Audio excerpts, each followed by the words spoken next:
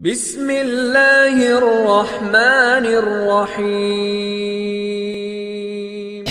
Ini Kiai, tadi kata Kiai, dikir jangan diakui, ya, sholat jangan diakui, gitu. Nah, kalau nggak diakui, kan bukan manusia, kan Allah yang berzikir menurut tajalli. Nah, kalau gitu yang masuk surga itu siapa, Kiai? Apakah makhluk? Apakah Allah? Nah, terus juga yang masuk neraka itu siapa? Itu. Kalau menurut wujud, ya wujud hanya Allah yang wujud. Makhluk Adam tidak ada. Kalau menurut umum ini kan gini, mudah-mudahan kuburannya Busari jadi taman surga, kan gitu. Ya, mudah-mudahan kuburannya Busari tidak dijadikan jurang neraka, kan gitu. Apakah neraka ada di dalam kuburan? Iya, umumnya kan gitu, Iya. Iya. Ya, itu juga sebaliknya, apakah surga itu ada di dalam kuburan? Ya, kalau saya lihat fakta, saya tukang gali kuburan, Kiai. Iya. Itu. Tapi tidak ada, nggak panas kain kafannya, tetap itu, Kiai. Iya. Ya, terima kasih, Kiai, mohon maaf semuanya. Manusia ruhaniyahnya itu Allah menempatkan dua golongan. Ada golongan ruhaniyah itu disebut ahlul hijab, yang kedua ahlus syuhud. Siapa ahlul hijab itu? Ahli hijab adalah rohaniyah kita masih terhijabi oleh sesuatu, sehingga rohaniyah itu belum bisa sampai pada Allah. Istilah lain, air hujan yang turun dari atas ke lautan itu nggak bisa turun, belum bisa turun, mesti disebut awan. Kalau turun sebelum sampai ke lautan tetap disebut air hujan, ma'ul mator, disebut nama itu. Masalahnya belum sampai ke laut. Itu ahli hijab. Golongan kita yang rohaniyah kita belum dimasukkan Allah golongan kekasihnya yang disebut ma'rifatullah, belum. Kalau kita bicara apa sebab mereka seperti itu, panjang keterangannya nggih, sing sampun kula terang niku. 1, 2, ada ruhaniyah kita itu digolongkan Allah sebagai golongan ahli syuhud. Apa ahli syuhud itu? Asyuhud, syuhud itu adalah persaksian yang sudah benar. Ruhaniyah itu tahu, bisa bersaksi melihat siapa yang disaksikan. Bahasa proses inilah yang kusebut sebagai ruhaniyah yang sudah makrifat pada Allah. Tapi bukan perkaranya ruh itu bisa melihat Allah, enggak. Sebab tidak ada cerita ruh itu, ruh disebut ruh kan masih kesebut ruh kan makhluk, Pak, ya, masih kesebut ruh itu berarti si makhluk. Nggak ada ceritanya bisa melihat Allah. Yang bisa melihat Allah itu adalah Allah sendiri. Niki kula giring mangga sama kan jenengan jawab yang masuk surga lah Allah sendiri. Nah gitu dah, oke. Nanti arahnya itu ke situ nanti. Bapak Ibu, yang disebut ma'rifatullah itu ada ruhaniyah yang sudah bisa kembali kepada Allah. Tapi jangan diartikan rohaniyah makhluk ini bisa melihat Allah. Enggak. Air hujan kalau sudah sampai ke lautan, air hujan muncul mboten? Nama air hujan muncul napa mboten? Mboten. Tapi yo jangan dikatakan gini, ruhaniyah sampai sudah lebur nama itu, tinggal innani anallah, sampean keluarkan di orang syariat. Aku iki Allah. Remek kuwi nek adik ngono kok. Padahal benar. Miturut keadaan rohani jenengan kan sudah tidak ada. Iku majedop iku. Orang ini kalau Pak. Tapi benar. Kebenaran di dalam dikeluarkan. Berhubung di luar itu belum masuk ke iman itu, monteng Pak. Laksana layangan, kebesaran angin, munting, akhirnya jeblok. Makanya sebagai fitnah, lah gitu dah. Di situ. Gini Pak, ahli syuhud itu ahli di mana ruhaniyah dalam dirinya sudah tidak ada. Nama ruh itu sudah tidak ada di dalam dirinya. Dirinya hamba sudah tidak ada. Dirinya liya, tapi orang lain memandang dirinya si A ini masih ada. Boleh orang lain melihatnya, tapi mengapa dia kok gak tahu dirinya si A itu sudah tiada? Apa mungkin kita yang buta mata dohir bisa melihat orang itu tidak buta? Sakit melihat? Gak bisa. Kita kepingin bisa melihat orang itu tidak buta, syarat satu, kita tidak boleh buta. Makanya yang tahu wali itu nah di situ maksudnya. Sebetulnya endingnya itu ahli syuhud itu adalah yang berlaku di dalam hatinya cuman Allah. Itu dalam keahatan. Dan ini sudah tidak mengenal neraka. Nama neraka itu kan makhluk toh Pak. Surga itu makhluk betul. Makhluk. Jadi dia sudah tidak berlaku nama surga dan nama neraka. Masa sih Allah mlebu neraka? Masa sih Allah mlebu surga? Allah kan sudah mengikrarkan diri.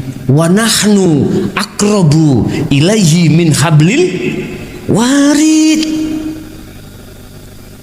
Aku ini lebih dekat daripada urat nadi. Artinya Allah di mana-mana dan tidak kemana-mana. Cuman bagaimana kita mengklikkan itu dalam ruhaniyah kita. Otomatis lewat proses pengajaran kita dari ajaran Rasulullah. Wanjang nek diterangkan wis tak terang balik-balik. Bapak Ibu, kalimat surga, kalimat neraka itu makhluk buat siapa? Kembali lagi kepada ahli hijab. Qad khasiral ladzina kadzdzabu biliqa'illah. Sungguh sengsara, berarti neraka ini. Berarti neraka. Sungguh sengsara bagi mereka yang mendustakan atas pertemuan terhadap Allah. Gak percaya Pak kalau di dunia ini ada akhirat, gak percaya. Secara otomatis dia tidak akan bisa masuk di dalam akhirat ketika di dunia, gak bisa. Inilah mereka yang tidak bisa kembali pada Allah, sehingga berlakunya nama neraka hanya mereka yang belum bisa kembali pada Allah.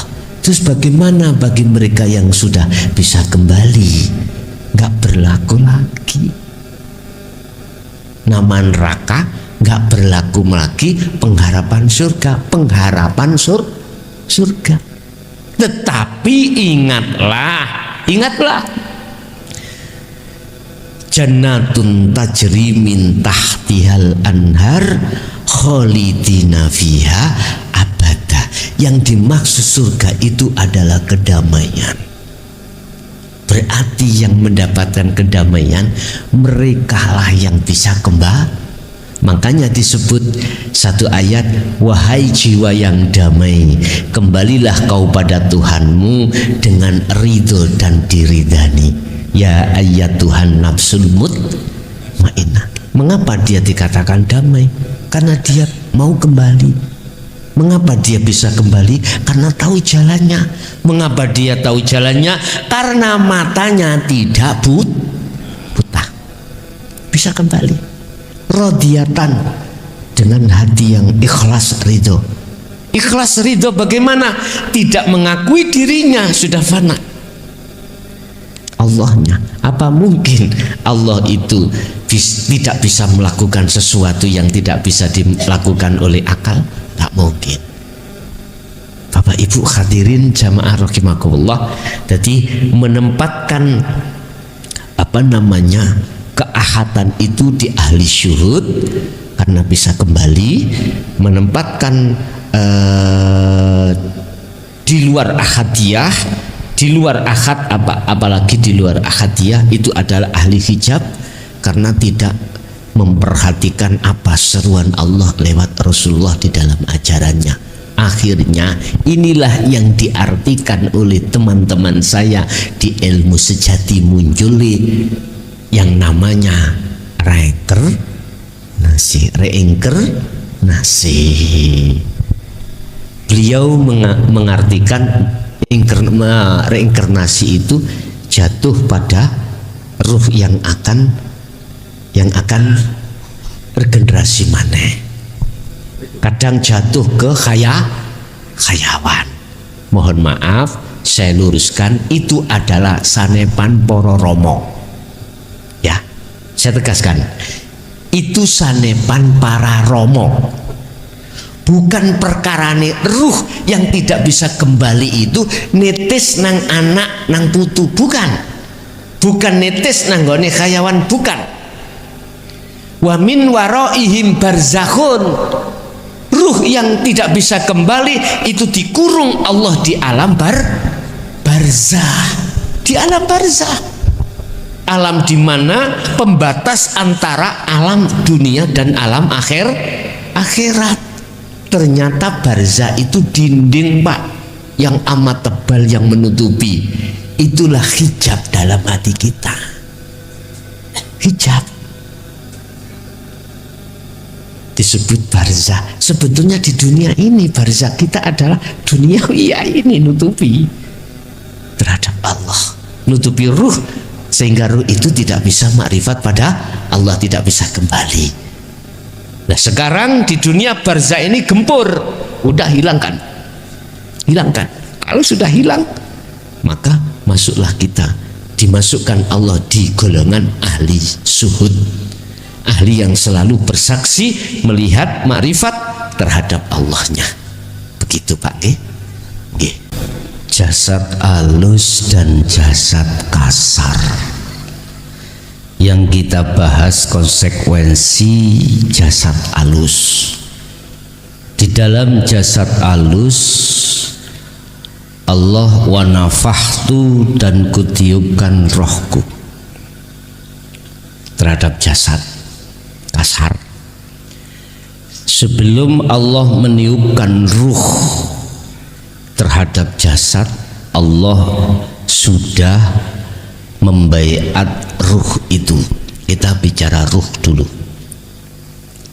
Apa pembaiatan Allah terhadap ruh?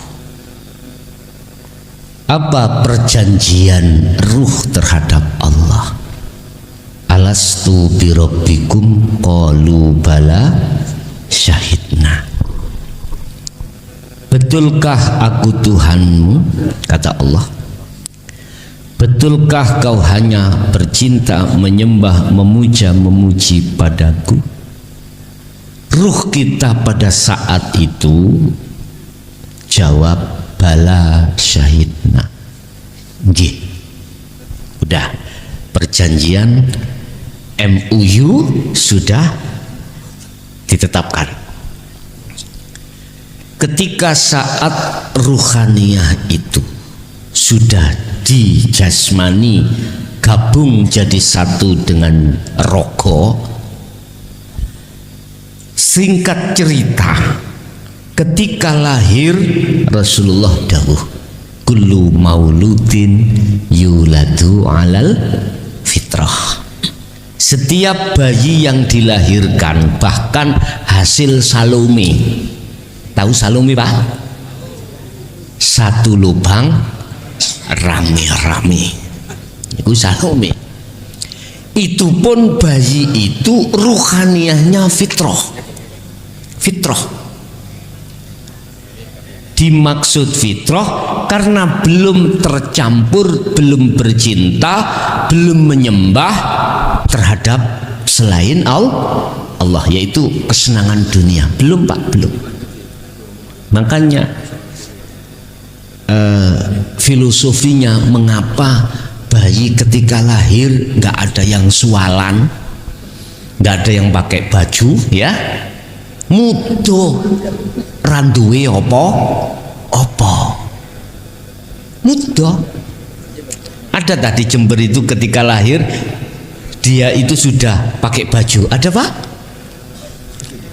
Dia nggak ada yang muncul keluar dalam jasadnya kecuali menangis. Nggak ada yang begitu keluar, Pak tuh kok kayak aku sepeda, nggak ada, menangis. Apa filosofinya? Apa filosofinya? Ternyata apakah nanti saya mampu merealisasikan janjiku pada Allah? Itu Pak. Makanya disunahkan di dalam umat Islam ketika bayang lahir, telinga kanan kita azani, telinga kiri kita iqomai, supaya kalimat pertama yang didengarkan adalah kalimat tauhid. Itu Pak.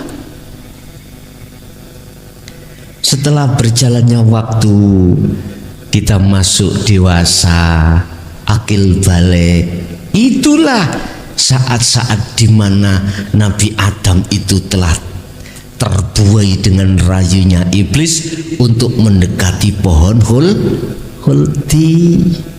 Kita mendekati kesenangan dunia.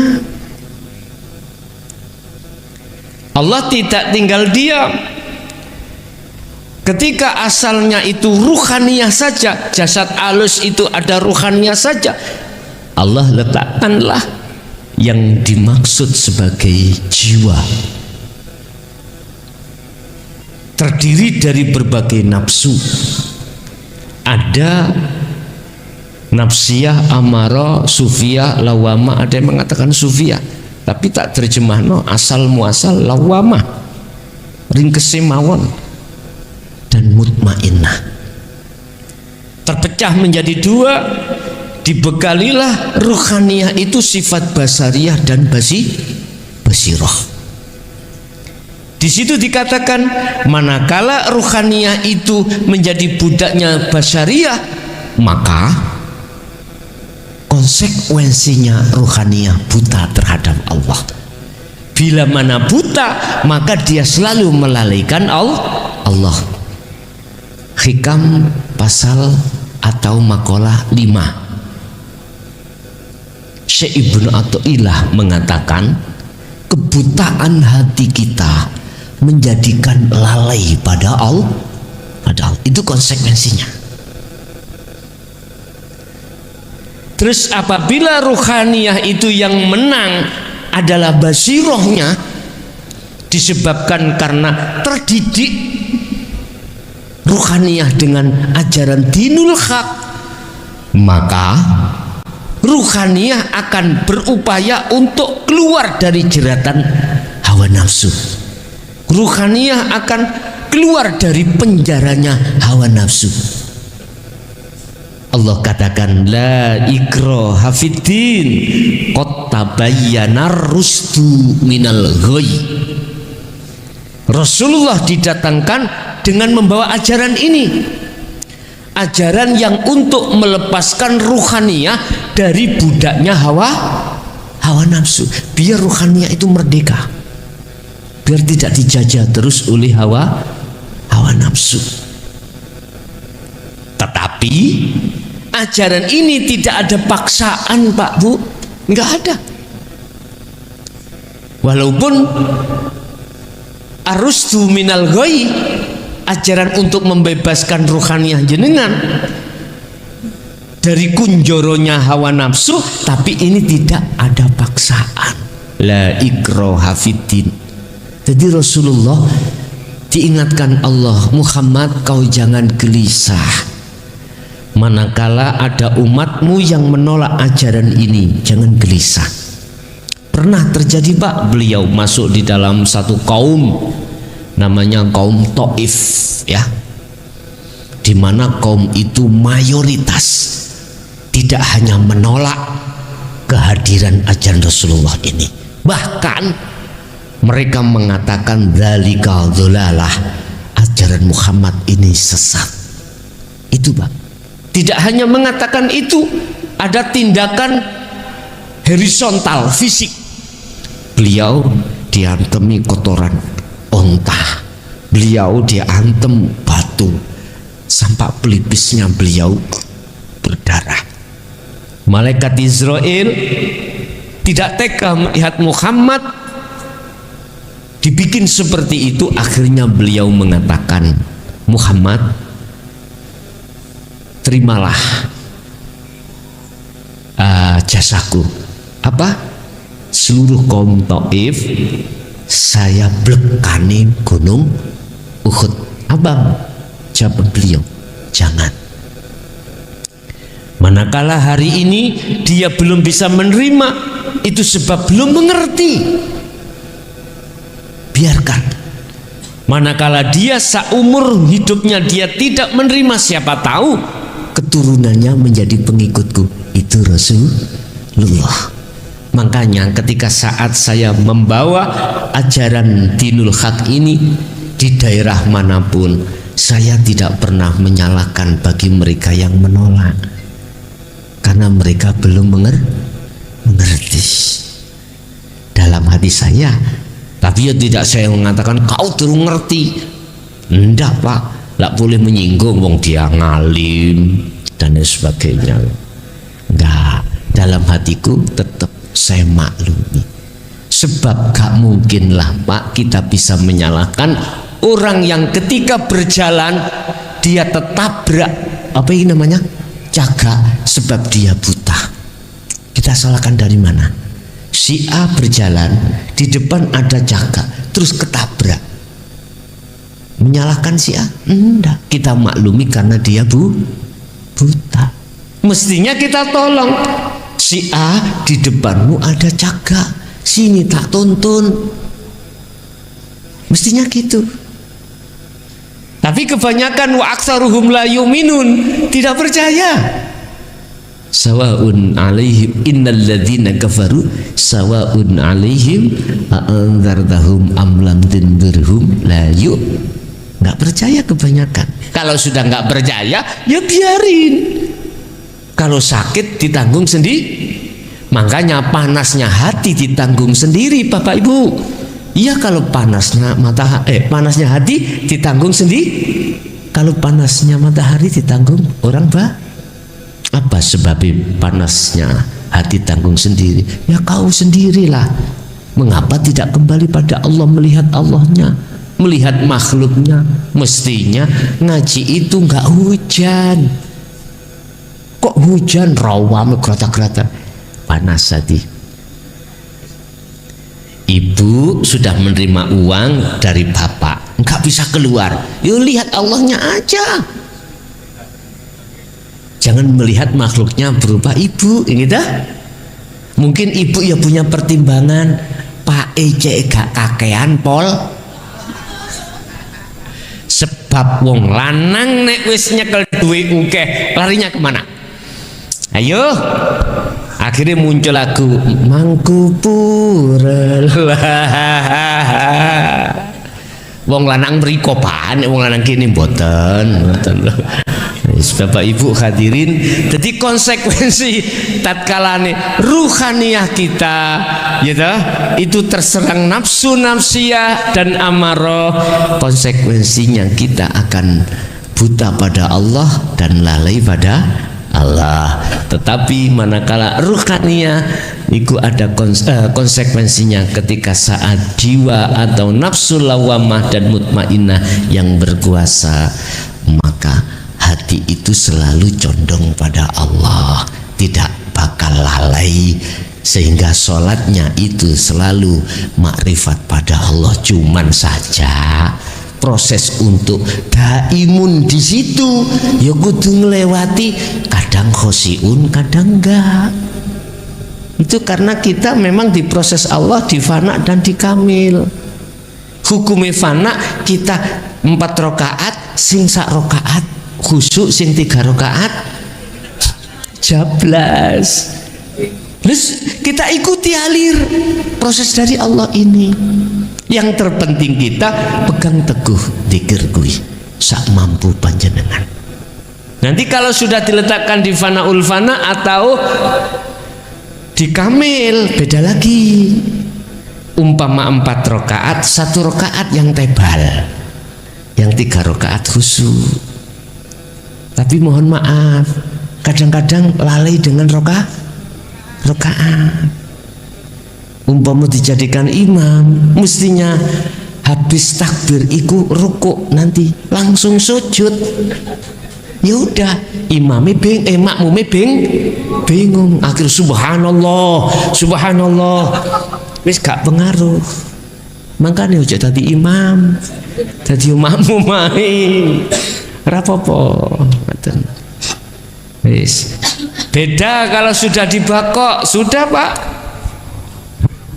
Sedikit pun, 1 detik pun tidak akan pernah lalai pada Allah. Siapa itu? Rasulullah Sallallahu Alaihi Wasallam. Karena sudah di makom maksum.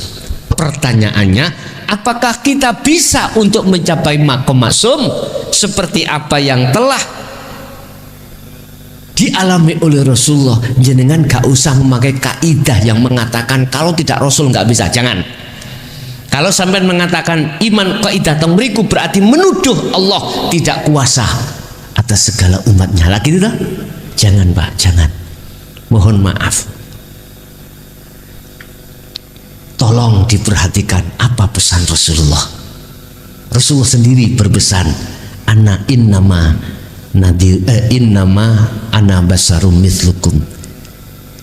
Innama ana basarum Rasulullah sendiri lo langsung jawab ning Quran. Wahai umatku, aku itu sama dengan kau, sama manusianya.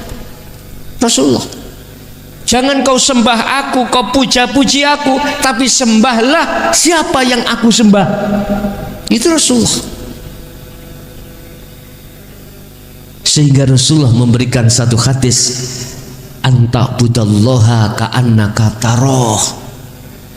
Sembahlah Allah seakan-akan kau bisa melihat Allah.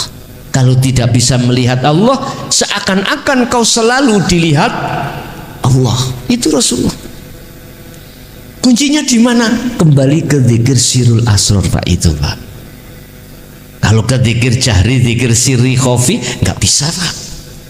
Saya ini mohon maaf ya, mulai tahun 76 Abah itu sudah mendidik toriko saya. Ya, mulai tahun 76 gitu. Anak-anaknya sudah kecil sudah dididik sama. Cuman Abah saya nggak plei, ngerti nggak plei? Tidak mau menjelaskan tentang sirul asar. Wis pokoknya kamu berzikir ini, itu aja. Makanya saya katakan nggak plei. Iya Pak. Tapi satu sisi benar. Ketika kita sudah mendapatkan dan mendapatkan apa yang kita cari sirul asrar, kita laporan. Jawabnya apa? Aku biyen yo ngono. Ora dituduhno mbahmu. Ngoten Pak Bu. Dengan maksud dan tujuan ben ngerti, ben gelem riyadhah. Masya Allah. Ndas iki sampai buta ya. Cara mencari sakniki wis penak, Pak. Kita kembalikan dulu, mengapa itu dirahasiakan? Ya karena Allah. Mengapa sekali dibuka juga? Karena wis gak pusing-pusing, gak ada yang kita salahkan, Pak. Gak ada yang kita salahkan. Jadi kembali kepada pertanyaan, konsekuensinya kita ruhaniyah itu ingat atau tidak tergantung mana yang kuat di dalam ruhaniyah jiwa atau nafsu kita. Apakah yang menang sifat basariyah atau basirah. Itu yang pertama. Yang kedua, terkait bagaimana sistemnya supaya kita itu selalu koneksi pada Allah, baik ketika di luar sholat, lebih-lebih ketika di dalam sholat.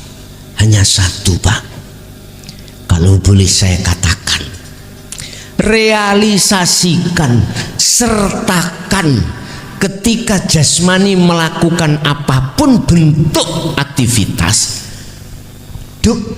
realisasikan, sertakan sirul asrar di dalam hati jenengan. Kalau sholat jenengan tidak khusyuk, mohon maaf, sampai nang Mojokerto nggawa kotoran teplok noraiku. Nggih, wis kotoran sembarang lah. Kula nggak akan gugat ndak. Tak meneng tak rasane kotoran iku kaya apa. Makanya saya pernah mengatakan, jenengan ketika suluk atau kholwat khusus, apabila Allah mempertemukan jenengan, ruhaniyah jenengan loh ya, di makom mukasyafah, di alam lahut terhadap baginda Rasulullah, tanya, ya Rasulullah, apakah jenengan dulu juga menyampaikan dinul haq atau tidak? Yang disampaikan bel, gitu ya. Kalau Rasulullah menjawabnya itu tidak, saya sekali lagi tidak akan pernah buka kitab lagi, tidak akan pernah ngaji ini. Tak tutup turu wae penak, tak tutup gak usah ngaji penak. Kalau jawabannya seperti itu lah. Sementara ini aku punya jawaban dari berbagai jamaah yang sudah sampai di situ di mukasyafah. Jawaban terhadap diri saya sudah saya terima WA-nya. Saya nggak usah ngomong siapa dirinya loh nggih. Niku boleh kok nggak penak membuka inisial. Ternyata 4 orang itu menjawab sama. Apa jawabannya? Rasulullah juga menyampaikan atau mengajarkan tentang tauhid la ilaha illa anta wa ana iki. Di situ Pak, PPE sing jenengan kok beda ya, kok beda enggak, iku kelakuane bel misalnya ya, seperti itu. Langsung kalau tutup ngajine.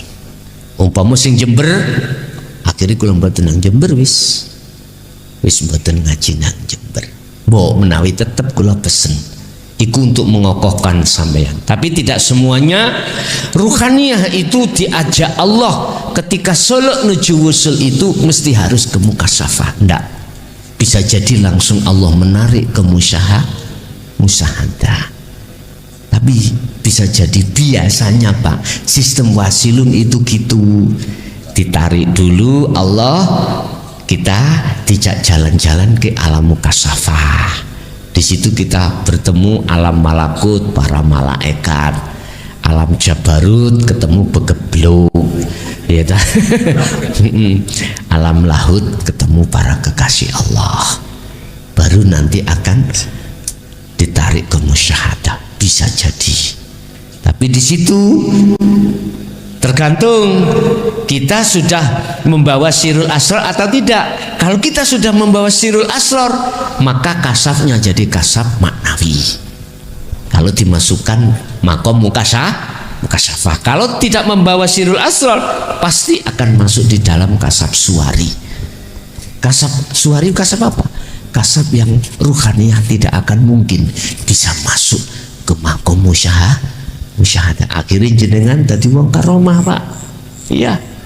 Pendelengan meripat ati sampean saged melihat di dalam bumi, perut bumi ada kekayaan apa, bisa melihat di atas langit, ya mohon maaf, mata hati sampean itu mau, tapi tidak bisa ke musyahadah, nggak bisa. Sarahnya makalah pada malam hari ini seperti itu, Pak. Sepanjang apapun mata hatimu bisa melihat ya, tapi tidak ke musyahadah.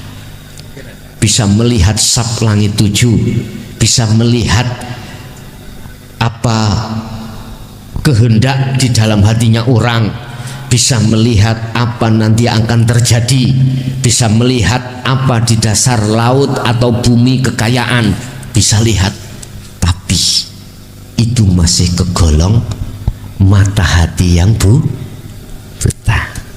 Di situ, Pak. Apa caranya atau kuncinya?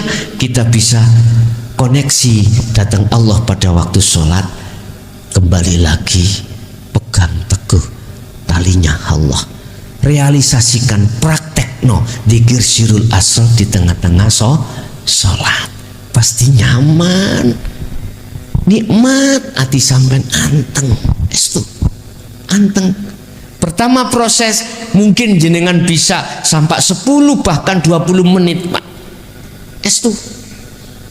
Artinya gak gopoh untuk meninggalkan sholat. Tapi nanti kalau sudah kelamaan sudah terbiasa, kadang-kadang tidak lama-lama, kadang setengah menit lu mari, kadang sak detik mari. Lah ini kok sholat hari apa tarawih kok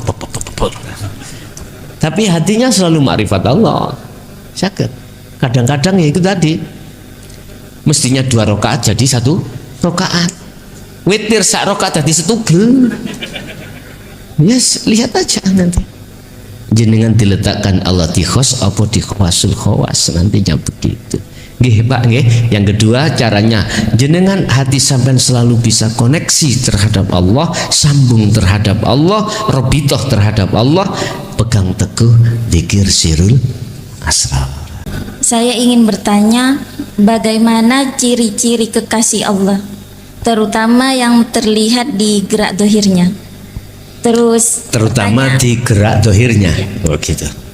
Terus pertanyaan yang kedua, nama kekasih Allah itu apakah benar hakikatnya adalah Allah sendiri? Nama kekasih Allah itu pada hakikatnya adalah Allah sendiri. Terima kasih. Assalamualaikum warahmatullahi wabarakatuh. Waalaikumsalam warahmatullahi wabarakatuh.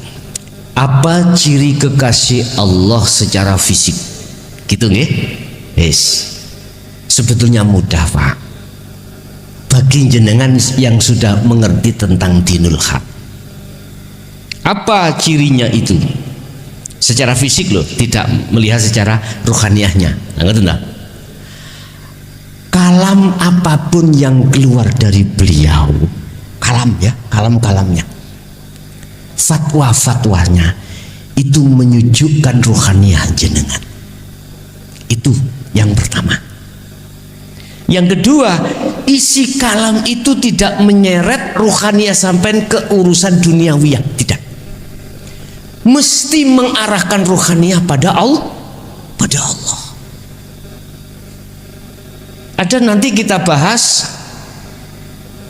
di makalah keberapa tentang Syekh Ibnu Athaillah disarankan kita untuk mencari teman yang mukhalid, cari teman yang CS, teman yang bagaimana. Gini, Pak, carilah kau teman dekatmu itu orang yang alim ilmu hakikatnya, ilmu batinnya, walaupun dia itu goblok ilmu dohirnya. Bahasa goblok bahasa insani apa, Pak? Beliau bahasa Madura ya. Bodoh ilmu dohirnya. Yang dimaksud ilmu dohir adalah ilmu syariah. Ilmu batin yang dimaksud adalah ilmu hakikat menuju makrifat. Cari teman yang seperti itu. Mengapa kita ditekankan untuk mencari teman seperti itu? Teman dekat loh Mbak ya. Teman dekat bisa juga istri, bisa suami, bisa teman kerja, teman dekat, kongsi ya. Bisa jadi seperti itu. Mengapa? Karena jenengan mesti ruhaniyah jenengan itu ditekankan untuk condong menyang Allah. Itu yang nomor 2. Dan janganlah kau mencari teman bodoh ilmu batinnya, walaupun dia itu alim ilmu zahirnya. Apalagi kau ini mencari teman bodoh jobo jero. Tetapi tidak salah kau mencari teman ngalim ilmu syariate juga ilmu hakikatnya. Mengapa kita tidak boleh untuk mencari teman dekat hanya alim ilmu zahirnya? Karena kita nanti akan diseret ruhaniyah kita tentang masalah kepentingan nafsu duniawiyah. Itu pasti Pak. Mengapa saya bisa jawab seperti ini? Karena sudah kualami hal-hal yang seperti itu. Tapi lantas bukan berarti kita jauhi mereka yang tidak alim ilmu dalamnya, enggak. Kita dekati, cuman kita jangan sampai kena bisikannya mereka. Justru barangkali bisa kita arahkan ke jalan yang baik ruhaniyahnya itu. Itu yang pertama Bu ya. Jadi yang kedua, kalamnya itu mesti dia itu yang dibahas adalah kalam menyeret hati jenengan ke rohaniyah, ke Allah. Yang ketiga ini yang paling mendasar, bukan mesti kupluan ini ki ora, bukan kemana kesini mesti sarungan dah, bukan berarti pengikutnya ribuan juga tidak harus gitu loh maksudnya, tidak mesti seperti itu, tidak. Apakah kesana kemari selalu bawa tasbih 1 meter? Ya juga tidak seperti itu juga, enggak Bu. Allah mampu meletakkan kekasihnya, dia sebagai petani, pedagang, pemulung, pejabat, mohon maaf sakit loh nggih, mohon maaf. Mungkin jenengan ingat sejarah ada wanita nakal, hidupnya selalu mencari lelaki hidung gegara. Dia hanya kasih minum anjing, ghafarallahu laha min dzunubiha wa kafir anha sayiatiha. Allah mengampuni dosanya yang sudah dilakukan bertahun-tahun. Lah sebab apa? Kan ada cerita seperti itu. Tapi lantas bukan maksud kita tiru, ayo berlaku itu, yang penting habis itu ngombeni. Ya ndak. Di situ ada apa? Gegara kasih minum anjing dimaafkan Allah. Ternyata inilah rahasia apa yang dimaksud Syekh Ibnu Athaillah. Amaliyah kecil manakala didasari makrifat pada Allah, jangan kau anggap kecil, jangan kau anggap ringan. Bahkan ini lebih besar, lebih berat daripada amaliyah yang sebesar apapun, tapi tidak didasari makrifat pada Allah. Lagi yang bagus siapa? Imam Ghazali. Sak kampung, sak dunia mesti mengatakan Imam Ghazali orang gini. Lah gitu toh. Di situ gegara masuk ke rahmatnya Allah, bukan karena sholatnya, bukan karena lainnya. Ternyata gegara membiarkan lalat ketika minum di asbak mangsi. Ternyata mari. Iku percontohan kecil ya. Terus yang kedua tadi, pertanyaan yang kedua apa tadi Bu? Nama ya. Apakah ahli syuhud itu namanya itu Allah? Kembali kepada surat Toha. Dibuka surat Toha. innani ana Allahu.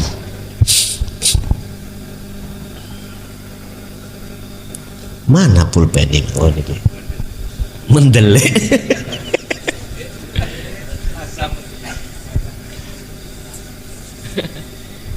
Ini kan jawabannya Allah. Innani ana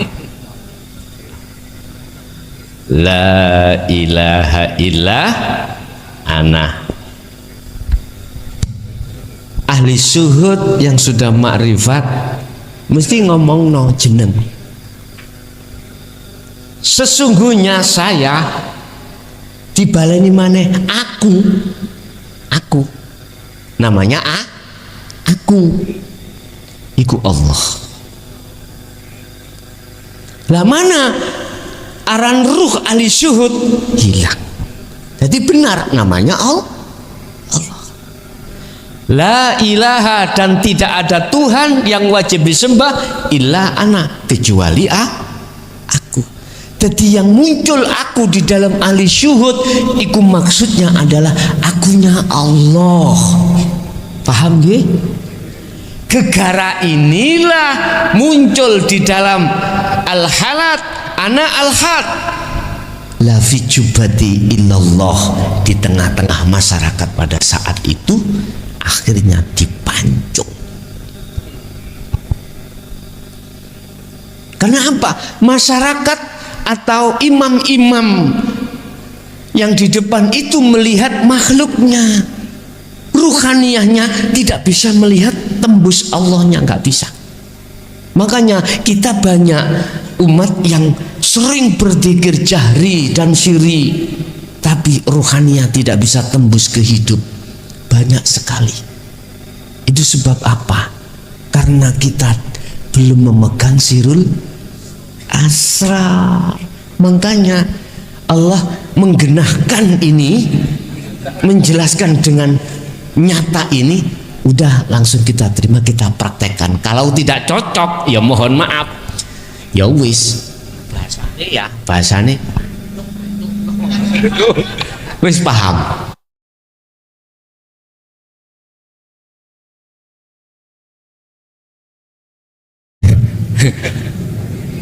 Nah ngomong joker topi suwono aku lah penak to yo. Cuman sekarang praktekkan dulu, betul enggak? Kalau tidak nyaman ruhannya sampean, padahal dasarnya sudah ada ala bidzikrillahi tatmainul qulub. Antenge ruhaniyah jenengan iku kalau selalu berzikir. Itu aja. Nggih. Sampun karena waktunya sudah menunjukkan 11:30, maka acara tanya jawab dan pengajian bisa kita akhiri. Dan sebelum acara doa ini saya ingin meralat. Tadi saya umumkan bahwa pengajian bulan depan ini di Grenden. Ternyata ini tadi ada saudara kita yang dari Lojejer, ini juga sama, minta sama-sama sudah siap semua. Makanya seminggu setelah pelaksanaan ini nanti kita musyawarah bareng, kita tentukan di kemudian nanti pada saat musyawarah gitu. Ngaten nggih? Mohon dimaklumi. Nggih, monggo sampun. Bapak Ibu hadirin jamaah rahimakumullah, sebelum kita tutup doa, mungkin bisa kami sampaikan untuk sasi Ramadan kami break Pak nggih. Khusus sasi Ramadan saya break, mungkin Syawal bisa kita laksanakan lagi. Karena kami juga menghormat tamu-tamu Allah di pondok, ya, siapapun yang nderekake tenggene pondok Ramadan setiap hari silahkan. Wis gak usah jenengan istilah cara wong repot nggawa bontotan, gak usah, pun sampean hadir mangke buka lan sahurnya Allah sudah menghormat semuanya. Jadi mohon maaf untuk Ramadan kami tidak bisa untuk rutinan di seluruh daerah begitu.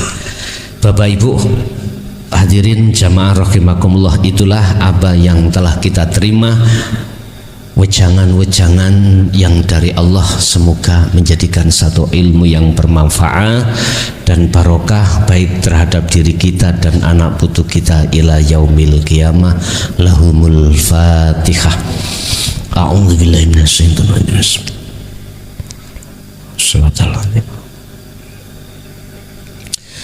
Allahumma shalli wa sallim ala sayyidina Muhammad. Alhamdulillahi rabbil alamin. Allahumma ya fattahu ya alim, iftah lana bifutuhil arifin wa ila auladina wa azwazina wa dzurriyyatina wa ahli baitina wa jami'i man tabi'ana ila yaumiddin. Nawwir qulubahum, nawwir qulubana ya Allah, wahum binuri hidayatika wa ma'rifatika fid dini wad dunya wal akhirah. Rabbana atina fid dunya hasanah wa fil akhirati hasanah wa qina adzabannar. Wa sallallahu ala sayyidina Muhammad. Alhamdulillahirabbil alamin. Kurang lebihnya mohon maaf. Akhirul kalam, hadanallahu wa iyyakum wal afwa minkum. Pertama, tentang istilah saja, makalah, lek cara bahasa Indonesia makalah, dari bahasa Arab jumlah itu ya kalimat, itu hanya sekedar untuk pembukaan. Yang saya tanyakan, makalah yaitu mutu qabla an tamutu. Yang kedua al-fana'u bin nafsih. Yang ketiga hilangkan sifat keakuan atau ananiyah. Yang keempat mati sakjroning urip.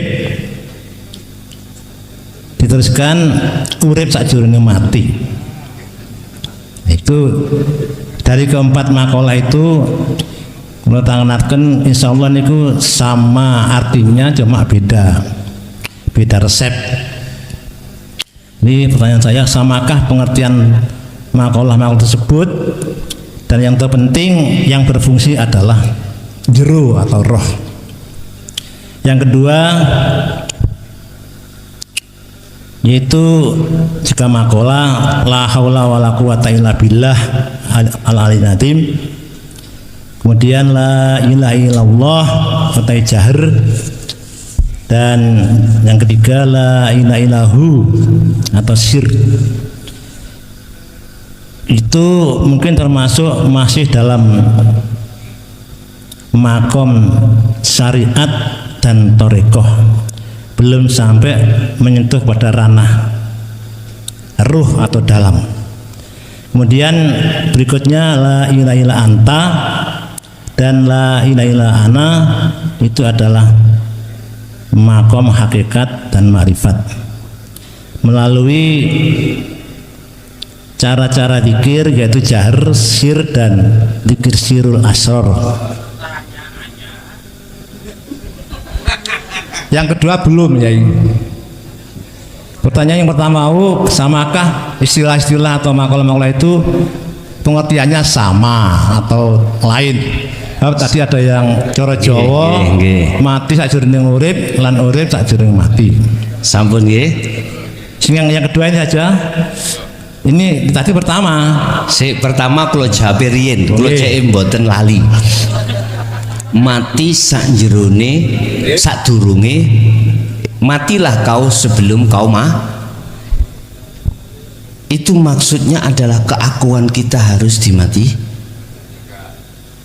Artinya iman di dalam hati kita, jangan akuku yang melakukan, munculkan akunya Allah. Itu berarti mati sebelum mati. Fana uli nafsi, memfanakan diri sendiri sama. Terus mati di dalam, mati sak jerone urip, mati sak jerone urip. Jenengan iki mati sak jerone urip. Itu maksudnya kematian aku jenengan iku di dalam kehidupan Allah. Sebetulnya sama. Terus yang keempat tadi apa? Urip sak jerone mati. urip sami mawon. Intine mek ngeten lho, 4 kalimah itu adalah proses tahali ketajali, proses nafi isbat, nafi la ilaha isbat illallah. Intinya mentauhidkan Allah. Wis. Yang kedua tadi apa? Pertanyaan kedua. La ilaha la haula wala quwwata illa billah. La ilaha illallah jahar. Dan yang kalimat ketiga la ilaha sir. Lah itu masih dalam proses makom zahir atau syariat dan thariqah. Nah, yang keempat kelima la ilaha illa anta dan la ilaha ana itu adalah sudah melalui sirul asrar, melalui su'a dan ain dan hakul basirah. Oleh karena itu kalau orang yang sudah la ilaha illa anta dan ana itu berarti sudah melalui nafi, padahal syaratnya harus nafi, dan akhirnya bisakah orang itu disebut sudah ma'rifat billah? Matur pun kita jelaskan, dzikir jahari muncul dari la ilaha illallah tauhidnya. Dzikir siri munculnya dari tauhid la ilaha illallah. Kedua ini dilakukan oleh jasmani, ya. Jasmani jahri diucap di lisan, siri diucap di hati, Allah, ya. Kemudian inilah yang kumaksud pembahasan pendidikan di syariat dan thariqah. Lah, anta munculnya dari tauhid la ilaha illa sirul asr munculnya di tauhid la ilaha illa anta, fana'ul dzikri munculnya dari tauhid la ilaha illa ana. Keduanya ini adalah proses ruhaniyah kita untuk melepaskan nafi, melakukan nafi dan menetapkan isbat, mengisbatkan Allah. Apa mungkin kita bisa mengisbatkan Allah sebelumnya itu tidak melakukan nafi? Tidak mungkin. Apa mungkin kita diperbolehkan oleh takmir masjid mlebu masjid sandal kita belum dilepas? Boleh mboten? Mboten boleh. Harus dilepaskan dulu sandalnya. Lah gitu toh? Karena sandal itu najis. Berarti perkara selain Allah itu hukumnya ing munggu Allah hukumena najis. Assalamualaikum warahmatullahi wabarakatuh. Waalaikumsalam warahmatullahi wabarakatuh. Kulo badhe tanglet Gus. Nggih. Setiap hari kulo niku perang bahasane niku jihad an-nafs ya. Sesuai dengan itu bahasariah dengan basiro. Jadi yang saya rasakan itu siang atau malam itu tarik menarik ya, antara akal dan pikiran dan hati itu otot-ototan. Enak ngene, uga ya sesuai dawuh Gusti wau nggih. Uga enak ngene. Tapi yang saya rasakan itu dominan masih menang akal, hatinya kalah. Mungkin hanya sejenak bisa ingat ya ke basiroh itu kadang, tapi akeh lain ini Gus. Lah maksud saya itu metode atau terapi apa yang sekiranya tadi bahasa dihilangkan atau dibunuh kan nggak bisa ya, dididik lah ya, biar rukun. Kalau sudah rukun biar suami istri kan enak katanya. Dalam hal uang tadi ya podo enak ya. Namung niku Gus nggak letang-letang. Oh nggih, bapake menika nambah salat jaim terus pundi carane nggih. Sampun matur nuwun Gus. Wassalamualaikum warahmatullahi wabarakatuh. Waalaikumsalam warahmatullahi wabarakatuh. Bagaimana antara syariat dengan hakikat itu adalah sinergi, sejalan. Bagaimana sifat basariyah dan basiro itu sejalan. Padahal satu sisi keterangan syariat itu gap dengan hakikat, karena syariat melihat makhluknya, hakikat melihat Allahnya. Bagaimana ini jadi sinergi sarujuk gampang. If'alu asyari'ata bil haqiqati ila ma'rifatillah. Sallu kama ra'aitumuni usolli. Bedahnya dari arah situ. Jadikanlah hukum syariat yang berlaku di dalam diri kita menjadi hakikat. Dengan begitu otomatis akan bisa sampai ke makrifat. Bagaimana caranya? Gini Pak, ketika berlakunya hukum syariah, sifat basariah ya dalam diri kita, ruhaniyah jenengan jangan sekali-kali mengakui kita yang melakukan. La yarawna li anfusihim syai'an. Jangan sekali-kali merasa meyakini bahwasanya kita yang melakukan. Kita makhluk. Terus bagaimana? Otomatis jenengan akan tertarik sifat basiro itu hidup ini yang melakukan. Siapa hidup? Adalah Allah. Baik di dalam maupun di luar diri kita. Apa mungkin kita bisa takbir apabila di situ tidak ada hidup?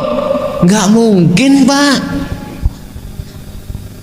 Makanya tinggal kita melihat kacamata mana. Kalau kacamata syariat, sifat basariah, kita makhluk yang melakukan. Tapi di alusnya itu loh, siapa? Ya jelas Allah lah, jelas hidup. Akhirnya kita harus tidak boleh mengakukan kita yang melakukan. Otomatis di dalam hati sampai muncul akunya Allah. Itu caranya Pak ya, mudah sekali. Akhirnya iblis itu koncoku, nafsu koncoku. Nek wis dadi konco, gak mungkin teko Pak. Nyesatne awak dewi. Menjadi konco. Yang menyesatkan karena mungsuh. Innahu lakum aduwwum mubin. Innahu sak temeni iblis utawa nafsu lakum kedue sira kabeh iku aduwun mungsuh mubinun kang nyata. Iku syariatnya, harus kita mungsuhi. Padahal dia mengeteng kita itu atas dasar perintah Allah Pak. Kalau Allah tidak merintahkan nafsiyah amarah atau tergabung dalam sifat basariah, nggak mungkin dia itu juga makhluk, nggak mungkin bisa datang sendiri. Ternyata jawabannya gini, innama amwalukum wa auladukum fit. Iku diuji roh, iku diuji sebab mari janji mangopen. Gelem tetap setia nang aku sesuai dengan perkataannya apa ndak, tak tekakan, saya datangkan. Gitu. Sifat basariah ternyata apa Pak? Kita kalah. Kita mengkhianati janji kita pada Allah. Sehingga setelah itu kata Allah, wada'u ila rabbik. Muhammad katakan, suruh umatmu ruhaniyah kembali padaku. Kembalilah kau pada Tuhan. Lah ini sebelum kau itu kembali. Apa sholat daim itu? Daimun langgeng Pak. Yaitu zikirnya ruh ketika saat jasad ini melakukan apapun. Itu sholat daim. Ada yang mengatakan sholat daim itu jenengan tengah malam menghadap kemanapun terserah. Udah, hanya ruhaniyah. Jangan itu aja. Itu adalah kholwah secara khusus. Lebih banyak kita itu waktu-waktu dihabiskan jasmani ini berinteraksi dengan urusan dunia. Buat daim juga itu. Ketika jenengan makan, ruhaniyah harus sholat daim. Kan dikatakan 24 jam. Otomatis ukurannya semampu kita masing-masing. Begitu.